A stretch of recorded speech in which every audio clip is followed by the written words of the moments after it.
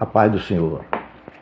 Nós vamos estudar agora a lição de número 4, as últimas revelações de Daniel, que abrange do capítulo 10 até o final do livro, o capítulo de número 12. Esta lição, ela tem 4 textos. O seu esboço está compartilhado em 4 textos. E o objetivo desse primeiro texto, que é muito importante, é identificar o ser que Daniel viu na visão registrada no capítulo de número 10. Isso é muito importante. Então observamos aqui o texto primeiro, o preparo de Daniel para as últimas revelações.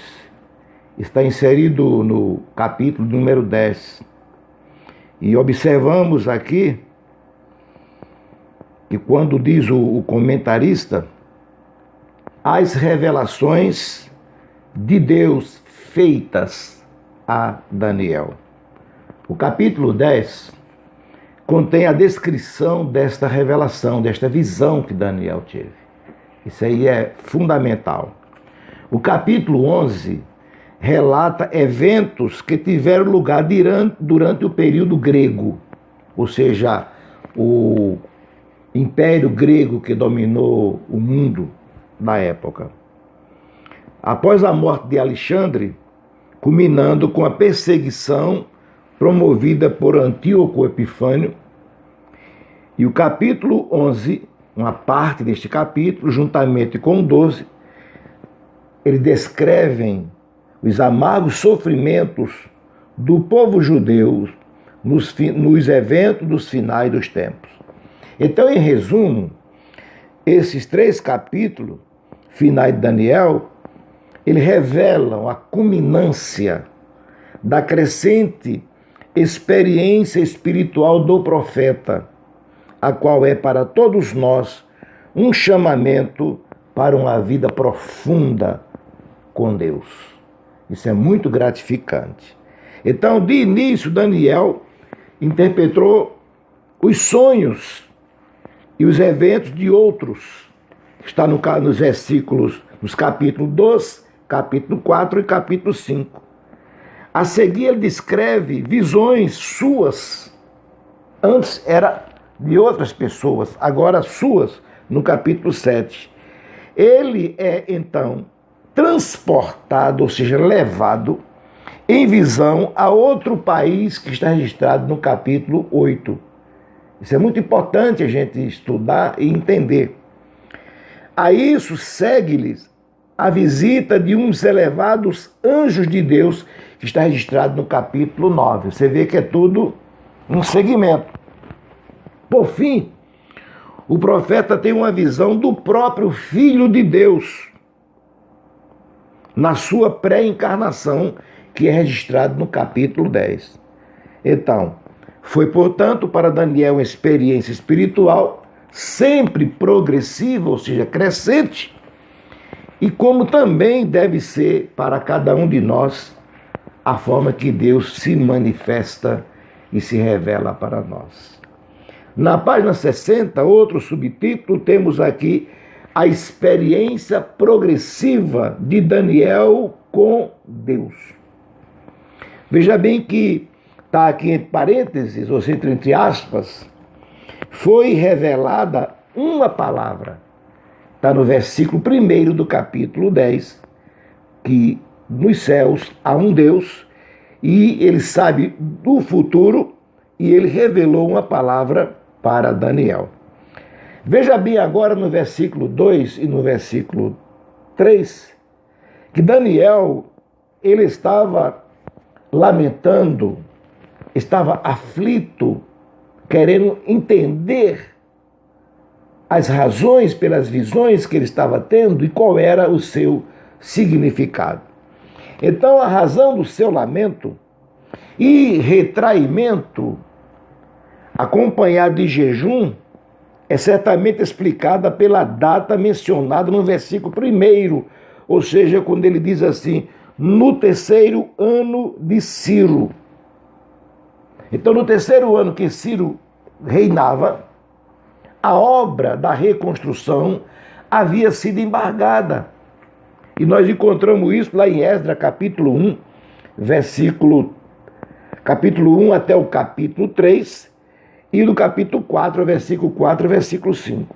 Então, Daniel, como um servo de Deus, patriota, sincero, não era nenhum fascista, mas era um homem patriota, um homem que zelava pela sua nação. Aí Daniel entrou não digo em desespero, mas em aflições. E observamos que ele perseverou por 21 dias, fazendo oração e jejum. Então diz aqui a palavra de Deus que a resposta veio quando ele recebeu a resposta de Deus quando disse assim: não temas, Daniel, porque desde o primeiro dia em que aplicaste o coração a compreender e a humilhar-se perante o teu Deus, foram ouvidas as tuas palavras, e por causa das tuas palavras é que eu vim. Nós observamos que as orações nossas, quando é feita de acordo com a palavra de Deus, elas são respondidas. Porque se comenta muito hoje, nos dias atuais, o jejum de Daniel. Mas será que é feito o jejum de Daniel conforme a Bíblia diz? Nós temos observado muitas exaltações e até interpelações querendo obrigar a Deus a resolver um problema. Mas veja bem aqui na palavra do Senhor, diz aqui que Daniel aplicou o coração e foi entendido no céu para compreender e a humilhar-se. Então a oração, quando ela é feita com humildade, há uma resposta dos céus para nós. O outro subtítulo é Teofania no Antigo Testamento. Era a forma que Deus, o Jesus, se manifestava em muitas e muitas partes como o anjo do Senhor. E está aqui Daniel capítulo 10, versículo 4 a versículo 9, que apareceu um ser angelical e ele disse que ele estava tendo aquela visão. Foi mais ou menos a mesma visão que João Evangelista teve, foi o mesmo personagem, a mesma pessoa, o mesmo ser. Então, ele diz aqui que no capítulo 12, versículos 6 e 7, um anjo apela para o conhecimento superior desse ser que Daniel contemplou. Daniel estava vendo um ser e o anjo apelou. Então, nessa visão, dos capítulos 10 a 12, dois anjos estão em pé às margens do rio Ulai. Um em cada margem. Aí presta atenção que ele diz aqui, mas este ser angelical superior está acima das águas, um em cada margem. Mas este ser celestial superior estava acima das águas, está em 12 e 7. Então vejamos que o termo aqui sobre as águas é literalmente acima das águas do rio. Ele estava acima, como que estivesse pairando. E o anjo queria saber. Então, o ser referido no capítulo 10, versículos 5 e 6, é, sem dúvida, o mesmo que ordenou a Gabriel que explicasse a Daniel a visão do capítulo 8. Só lermos, os irmãos já leu, o capítulo 8 e versículo 16 para ter o entendimento. Então, Daniel 10 e 7, ele mostra claramente que podemos ver e ouvir algo da parte de Deus em um grupo sem as outras pessoas terem o mesmo conhecimento ou as mesmas coisas pudessem ser audível a todo mundo em geral. Então, como foi Paulo no caminho de Damasco, que todos, diz aqui, que os que estavam comigo viram, sem contudo perceber o sentido da voz que falava comigo. Então Deus, Ele é Deus, Ele está acima de todos nós. E Deus mostrava aqui a Daniel para tirar sua aflição e mostrar o que estava previsto para o futuro. Então depois, porque muitas pessoas têm visões, têm presença de anjos, até se brinca hoje nas igrejas, tem um anjo ali, o anjo está no altar e o anjo correu, e tem até uns que extrapolam o limite, ainda diz, se eu tenho crédito, eu quero chamar um querubim aqui para o púlpito. Ah, meu irmão, isso é brincar com as coisas sérias, isso é chamar o povo de bobo.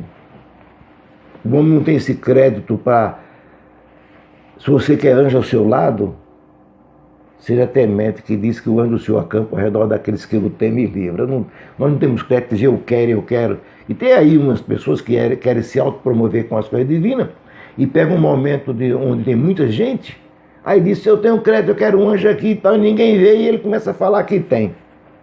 Só na cabeça dele daqueles que não têm o recurso da palavra de Deus. Então, muitas pessoas veem anjos, mas veja bem que é diferente de Daniel. Diz aqui que se Daniel, que era muito amado, além de ser amado, é muito amado, tremeu diante desse ser majestoso,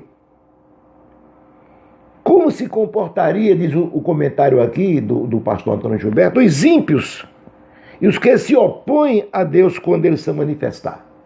Então, primeiro aqui, Daniel caiu por terra. Não era essas palhaçadas que a gente vê hoje aí, o povo soprando e o povo cair. Não. Isso é misticismo. É ocultismo. E precisamos banir isso do meio do cristianismo sério. Daniel caiu para frente. Ele não caiu para trás como um pardal que bate no para-brisa de um carro. Ele caiu para frente. E diz aqui, a seguir, quando um dos anjos lhe tocou, ele ficou sobre os joelhos com as palmas das mãos no chão, como uma criança que está engateando. Então Daniel não podia nem respirar direito, dado o sobrenatural da visão e a presença do Senhor. Ele diz aqui no versículo 17 que, quanto a mim, não me resta já força alguma, nem fôlego ficou em mim. Ele estava, além de uma êxtase, ele estava sentindo quase falindo a vida física pela presença espantosa do Senhor. Então veja bem as realidades aqui do mundo invisível. Daniel capítulo 10, versículo 13, 20 e 21 e Daniel 11 primeiro. Nesses versículos, prova que Deus levantou o véu do mistério, ou seja, Deus abriu, descortinou e fez com que Daniel presenciasse, visualizasse, compreendesse as grandezas de Deus, mostrando as realidades do mundo invisível. Então, estas coisas invisíveis são os anjos que são mencionados lá em Colossenses, Paulo falando no capítulo 1, versículo 16. Aí o comentarista coloca com muita maestria, um dia conheceremos o mistério dos espíritos invisíveis, tanto os bons como os maus, e sua poderosa influência na vida das pessoas, dos assuntos humanos, quando Deus se manifestar para consumar todas as coisas. O outro subtítulo fala, quando Deus aparenta demorar a responder uma oração. Aparenta, Deus chega na hora certa, no tempo certo. Ele nunca chega antes nem depois. Então, observamos que o comentarista coloca aqui que disse o mensageiro celeste a Daniel que, desde o primeiro dia da sua busca à face do Senhor, sua oração foi atendida. Chegou lá, Deus ouviu, bem clara, atendida. Mas a resposta demorou 21 dias para chegar, porque tinha um obstáculo no meio. Isso é importante a gente saber, muitas vezes, que nós oramos e a resposta não vem, porque o mundo tenebroso continua do mesmo patamar, ou até pior, quando era na época de Daniel. É o mesmo diabo, é o mesmo os anjos caídos, demônios, que agem a favor de Satanás, o Lúcifer, que perdeu a sua glória. mas também são os mesmos anjos que estão ao lado de Deus para nos auxiliar, nos socorrer nos momentos críticos da nossa vida. Então, o príncipe do reino da Pérsia. Isso aqui não era um governo terreno, não. Aqui se tipifica o quê?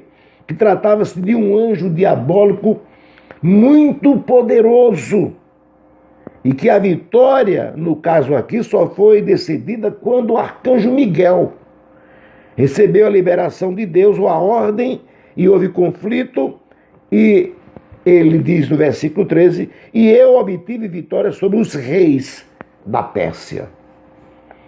Então, quando nós observamos, no parágrafo seguinte, diz que por trás de muitos atos e práticas humanos estão enganosamente os agentes de Satanás, como é o caso das falsas religiões. E tem um texto aqui de referência como a igreja de Coríntios, na época do apóstolo Paulo.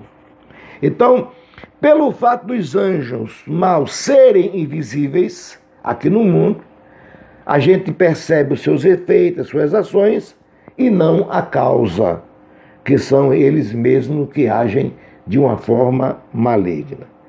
Parágrafo seguinte, Miguel, um dos primeiros príncipes, é literalmente principais. Então nós observamos aqui que o exame divide-se em categorias. Príncipe aqui, no hebraico, corresponde a chefe, a líder, aquele que domina. E o arcanjo Miguel é o anjo guardião de Israel. Daniel, capítulo 10, versículo 21 e 12 primeiro. Por isso você vê o povo brincando em culto, dizendo, Daniel está aqui, Miguel está aqui, porque Daniel convidou, Daniel está descansando no Senhor, e o arcanjo Miguel está a serviço de Israel. Deus tem anjos poderosos para nos guardar. Então são os fanfarrões espirituais que existem nos últimos dias, e devemos ter muito cuidado e bani-los do convívio cristão através da espada do Espírito, que é a palavra de Deus. O escopo da profecia dos capítulos 10 a 12 é visto no versículo 14. Vim para fazer-te entender o que há de suceder ao teu povo, quer dizer, Israel, nos últimos dias. Então veja bem que não é a igreja. Então o anjo veio para fazer compreender a presença do anjo ali, foi para Daniel entender o que estava acontecendo. O outro ponto aqui é o confortador celestial. Daniel capítulo 10, versículo 15 ao 19. Ele ficou, de fato aqui diz a palavra, fortalecido com a assistência do já mencionado anjo. Quando entre os seres humanos o crente não encontra fortalecimento, os anjos de Deus podem dar. Então, 5 vezes, o versículo 18 e 19 falam de fortalecimento espiritual. É um privilégio daqueles que são fortalecidos pelo Senhor. Então, fortalecemos para a glória de Deus. Vamos para o nosso segundo texto da nossa lição, que o objetivo é dar a época geral tratada em Daniel, capítulo 11, versículo 1 ao 34, que o título aqui desse texto 2 diz a antevisão de Israel no período interbíblico. Como assim? É o espaço do último profeta até a manifestação de Cristo, porque o ministério profético encerrou com João Batista, mas ficou este período aberto, chamado a lacuna, mais ou menos 400 anos. Então podemos entender, quando no capítulo 11 diz assim, a história bíblica que abrange do Império Persa ao Novo Testamento, escrita previamente, ou seja, de antemão, através da palavra profética vinda da parte de Deus. Então Deus já havia falado, o cronograma é aquele assunto que o saudoso pastor Lourenço Alço, tive o privilégio de conhecê-lo, quando ele diz, plano divino através dos séculos. Há um cronograma que ele vai sendo cumprido piamente e não há quem possa impedir o seu cumprimento. Então, preste bem atenção que até o versículo 35 do capítulo 11, temos o futuro imediato de Israel em relação às nações vizinhas.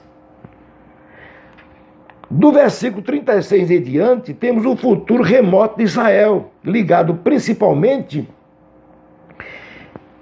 à grande tribulação, que é tido como tempo de angústia para Jacó, que o profeta Jeremias descreve no capítulo 30, versículo 7, que há também de acontecer nos últimos dias, como o anjo declarou a Daniel no capítulo 10, versículo 14. Então, esse cronograma vai se cumprindo literalmente. Os primeiros 35 versículos cobrem quase 500 anos da história bíblica de Ciro, o persa, que é 539 a.C., ao final da independência do reino de Israel sob os irmãos Macabeus, já no ano 63, quando Roma assumiu o controle da nação. A história da igreja, vocês vão ver isso simultaneamente, como aconteceu paulatinamente. Então, as predições aqui mencionadas cumpriram-se fielmente, apesar de proferidas centenas de anos antes, porque foi de antemão. Só o nosso grande Deus pode fazer assim. Temos um gráficozinho no seu livro, que mostra os governos que governaram Israel no período interbíblico. O Medo Persa, que é do ano 539 a.C. a 332. O grego, que foi até o ano 167. Os Macabeus, até o ano 63. E Roma, até o ano 70 depois de Cristo. Então, nesse período de espaço, os persas, os gregos, os macabeus e Roma dominou, ou seja, tomaram conta, governaram nesse período. Aí veio aqui a profecia sobre os medos e os persas. Está no capítulo 11, versículo 1 e 2. Quando ele diz aqui, Dário, o medo, é o mesmo de Daniel 5:31. Então podemos entender que ele é chamado aqui filho de Assuero. Ele foi, Ciro o constituiu ele como rei interinamente, enquanto Ciro cuidava de outra frente de batalha. Aquela visão ampla de conquista, Ciro deixou ele lá, que nós já vimos na lição 2, do texto 2. E Ciro foi avançando a sua batalha e deixou o filho de Assuero tomando conta. Então, quando nós estudamos a palavra de Deus, precisamos saber e entender que houve mais de um Dário. Alguém chama Dario, mas é o Dário. Tá? E mais de um Assuero, que não era um nome próprio que se dava, não. Colocava-se aqui um título. Então, 3 reis se levantarão na Pérsia, e o quarto está aqui entre aspas. Então, 4 reis da Pérsia são aqui mencionados, além de Ciro, pois este estava no trono. Quer dizer, levantaria depois de Ciro. Então, temos aqui o nome dos reis. Assuero, que é filho de Ciro, que reinou do ano 529 a 522 a.C., conhecido na história como Xerxes I. E Cambize II, que você encontra o mesmo mencionado em Esdras capítulo 4, versículo 6. Na letra B temos o Artaxerxes I, que reinou do ano 522 a 521. É conhecido na história por Esmerides. É mencionado em Esdras capítulo 4, versículo 11. Foi ele que determinou a suspensão das obras do templo pós-cativeiro. Quando o povo retornou, já pela deliberação, aí ele brecou lá a construção. Tem um Dario II, que é filho de Artaxerxes, que ele reinou no ano 521 a 485 a.C. Ele é mencionado em Esdras 4 e 5 e é conhecido na história por Dário Espartes. Então, ou simplesmente Estarpes. Foi quem ordenou a conclusão das obras do templo, e Esdras reafirma isso no capítulo 6. É o famoso Dário da Pedra de Beritium, perto de Ramadã, no Irã, antiga capital dos Medos, que hoje é muito reverenciado.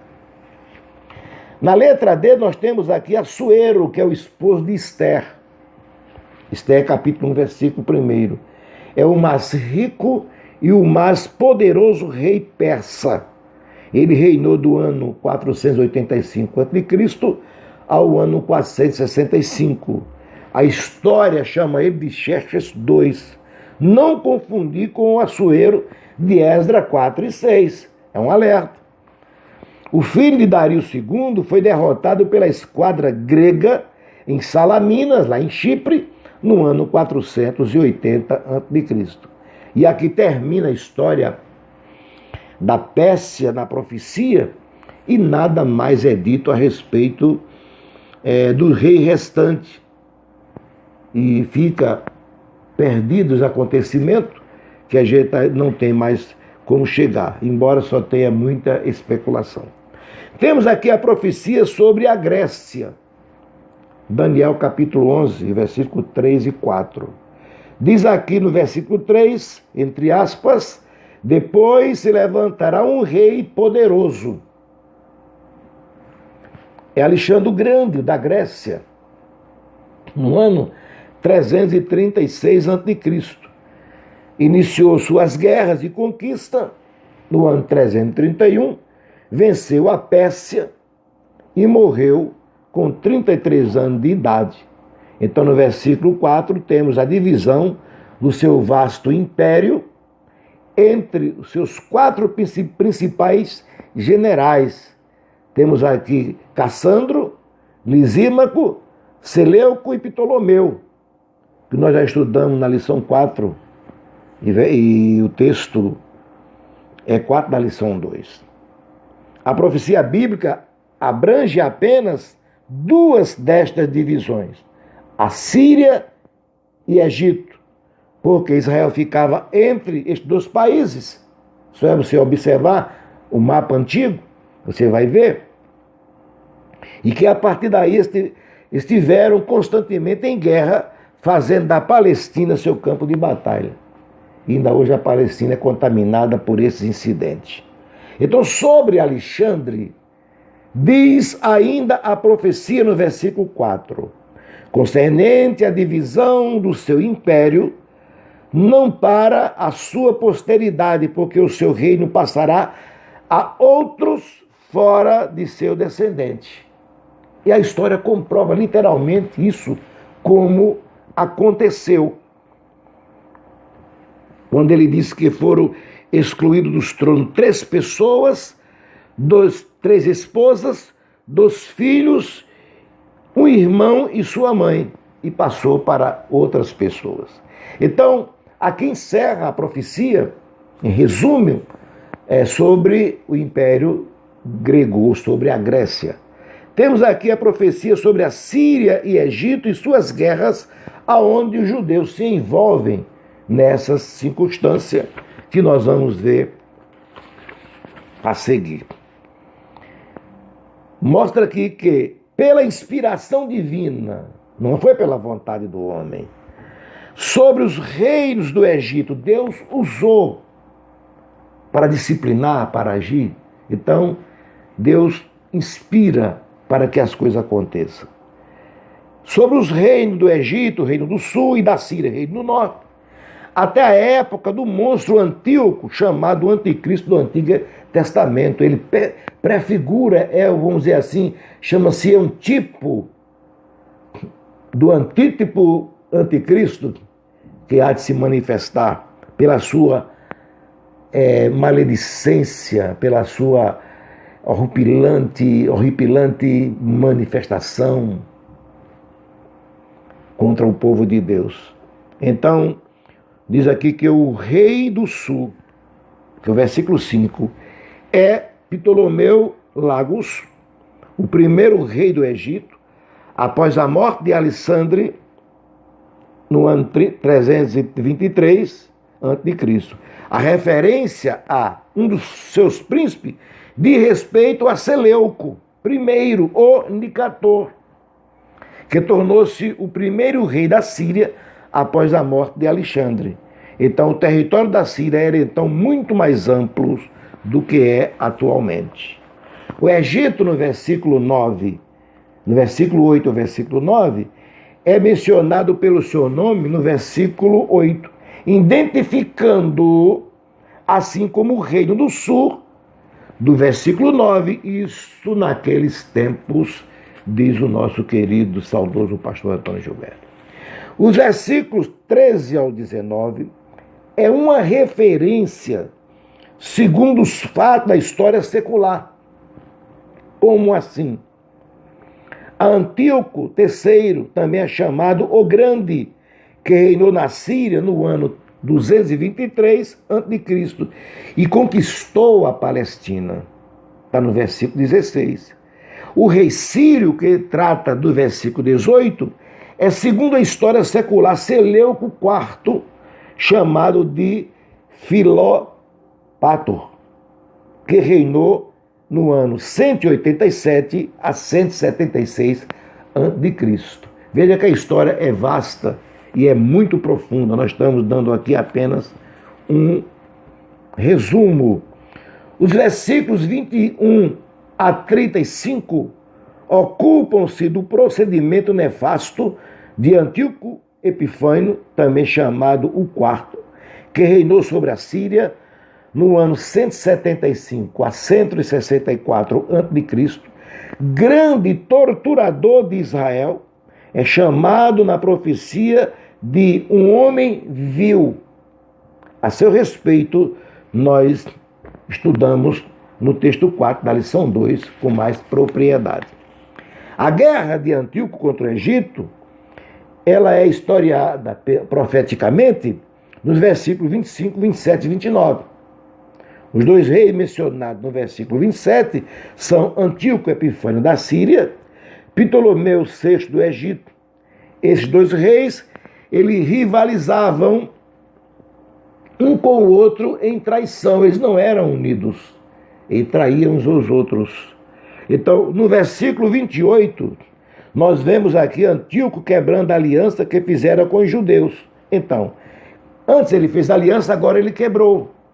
Nesta ocasião, foi o que ele fez. Por isso que ele é tido como o tipo do anticristo. Ele profanou o templo de Jerusalém e erigiu nele uma imagem. Está no versículo 31. E hoje estamos vivendo na época dos homens manter a sua imagem. Eu quero manter a minha biografia. Mas o nome que perdura é o nome de Cristo Jesus. Ele é quem deve ser mantido na nossa mente. Então veja bem que os versículos 29 e 30 falam da visão do Egito por Antíoco, de onde teve de retirar-se, obrigado que foi pela esquadra romana, diz aqui, os navios de Quitim, está no versículo 30. Os versículos 32 a 35 descrevem os feitos heróicos das nações israelitas sobre os irmãos macabeus, que nós apenas contextualizando no texto passado, que iniciaram a revolta dos judeus contra Antíoco no ano 167 a.C. Nesses mesmos versículos, vemos duas classes de judeus durante a época da revolta contra este infame Antíoco. Os infiéis, que sempre têm e vão existir, que se uniram ao inimigo, e o restante fiel que buscou a Deus. Então, diz aqui, de igual modo, nos dias do futuro anticristo, haverá judeus fiéis, ou seja, infiéis, mas também um grupo fiel de 144 mil, marcado por Deus, para dar testemunho durante a grande tribulação. Então, é possível que Hebreus 11, 35 a 39, seja uma referência aos tempos turbulentos da nação judia que a ofensiva ou sob a ofensiva dos macabeus. Estes dois textos, ele é um pouco assim histórico e não dá para a gente fazer muito comentário, senão o tempo vai embora. E o livro é autodidático e muito agradável. Mas é bom para a gente refrescar a nossa mente e abrir a nossa Bíblia e manter ela abertazinha, sentada na nossa casa estudando. Que Deus abençoe, que Deus ajude. Compartilhe este vídeo, se inscreva no canal se você não for inscrito, deixe o seu like e compartilhe para que os outros sejam abençoados também. A EBD, podemos dizer, ou seja, a etade em sua casa. Que Deus abençoe, que Deus ajude e fica com o Senhor. E nós vamos para o próximo textos para